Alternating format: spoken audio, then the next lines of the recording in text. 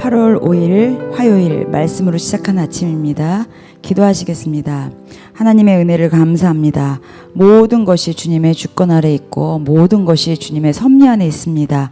오늘도 주님의 은혜에 주님께서 행하시는 일에 감사 영광 올려드렸고 하루를 시작합니다. 모든 것 주님께 올려드리며 예수님의 이름으로 기도드립니다. 아멘. 우리 오늘 창세기 30장 34절부터 43절까지입니다. 창세기 30장 34절부터 43절 말씀 같이 보시겠습니다. 라반이 이르되 내가 내 말대로 하리라 하고 그날에 그가 순념소 중 얼룩무늬 있는 것과 점 있는 것을 가리고 암연소 중 흰 바탕에 아롱진 것과 점 있는 것을 가리고 양 중에 검은 것들을 가려 자기 아들들의 손에 맡기고 자기와 야곱의 사이를 사흘길이 뜨게 하였고 야곱은 라반의 남은 양떼를 치니라. 야곱이 버드나무와 살구나무와 신풍나무의 푸른 가지를 가져다가 그것들의 껍질을 벗겨 흰 무늬를 내고 그 껍질 벗긴 가지를 양떼와 와서 먹는 개천의 물 구유에 세워 양떼를 향하게 하매 그때가 물을 먹으러 올 때 새끼를 베니 가지 앞에서 새끼를 뱀으로 얼룩얼룩한 것과 점이 있는 아롱진 것을 낳는지라. 야곱이 새끼 양을 구분하고 그 얼룩무늬와 검은빛 있는 것을 라반의 양과 서로 마주보게 하며 자기 양을 따로 두어 라반의 양과 섞이지 않게 하여 튼튼한 양이 새끼 뵐 때에는 야곱의 개천에다가 양떼의 눈에는 그 가지를 두어 양이 그 가지 곁에서 새끼를 베게 하고 약한 양이면 그 가지를 두지 아니하니 그것이 그렇게 함으로 약한 것은 라반의 것이 되고 튼튼한 것은 야곱의 것이 된지라. 이에 그 사람이 매우 번창하여 양떼와 노비와 낙타와 나귀가 많았더라. 아멘. 오늘은 하나님의 은혜입니다. 하나님의 은혜는 내 수고를 절대 외면하지 않으십니다. 하나님 앞에서 우리의 수고가요 절대 하나님께서 외면하지 않습니다.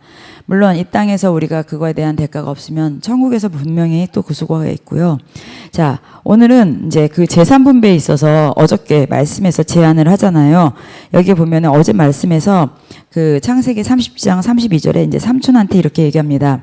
오늘 내가 외삼촌의 양떼에 두루 다니며 그 양 중에 아롱진 것과 또 점 있는 것과 검은 것을 가려내며 또 염소 중에 점 있는 것과 아롱진 것을 가려내리니 이 같은 것이 내 품삯이 되리이다.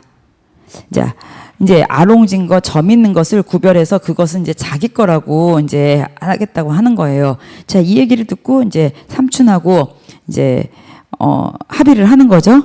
그러면서 이제 그 품삯을 정하는 거에 이제 약속을 받아냈습니다. 여기 34절에 보면 라반이 이르되 오케이, 네 말대로 하리라 하고서는 그렇게 하기로 했어요. 근데 이제 라반이 가만히 있을 사람입니까? 나름대로 이 사람도 머리 쓰는 사람인데, 그러니까는 어떻게 했습니까? 가축들을 이제 다 골라낸 거예요. 그래가지고 이렇게 분리를 해가지고 자기 아들들에게도 이제 맡겼습니다. 그리고 이제 야곱과는 이제 거리를 사흘길이나 이제 벌려서 이제 분리해서 이제 야곱이 가축을 얻지 못하게 이렇게 이제 띄워놓은 거죠. 그렇게 하면서 자기 나름대로 방법을 다 동원했습니다.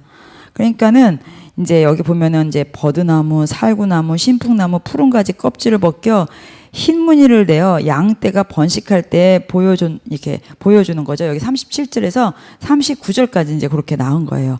그러면서 이제 특히 튼튼한 양에게는 더 이렇게 이제 그 라반이 집중을 했어요. 이제 그렇게 못 나오게.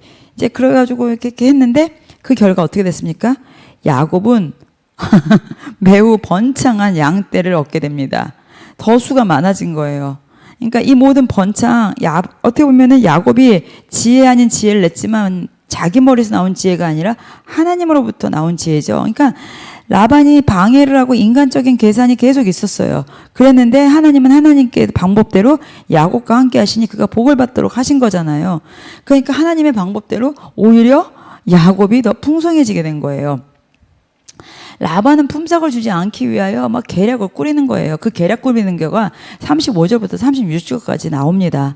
여기 왜 사흘길을 뜨게 하셨을까요? 그러니까는 두 양떼가 서로 같이 할 수 없게 하는 거죠. 서로 교미를 못하게 하려고. 막 그러면서 인간적인 방법을 또 쓰기도 한 거죠. 근데 야곱은 또 어떻습니까? 자기의 몫을 챙기기 위해 어떤 방법을 쓰나요? 여기 41절부터 43절 보면 튼튼한 양이 새끼 뵐 때에는 야곱이 개천에다가 양떼의 눈앞에 그 가지를 두어 양이 그 가지 곁에서 새끼를 베게 하고, 그러니까 야곱이 그 라반의 방해에도 불구하고 이렇게 번성하게 했어요. 그러니까 야곱이 번성한 것은 자기의 지혜가 아니에요. 이게 하나님의 방법이지. 그래서 그 하나님의 방법대로 번창하게 된 거죠. 우리가 하는 일도 마찬가지입니다. 내 수고 분명히 필요합니다. 내 열심 필요합니다. 내 최선 필요합니다. 그러나 하나님을 의지하는 자와 하나님이 없는 자가 그 번성하는 것은 다릅니다.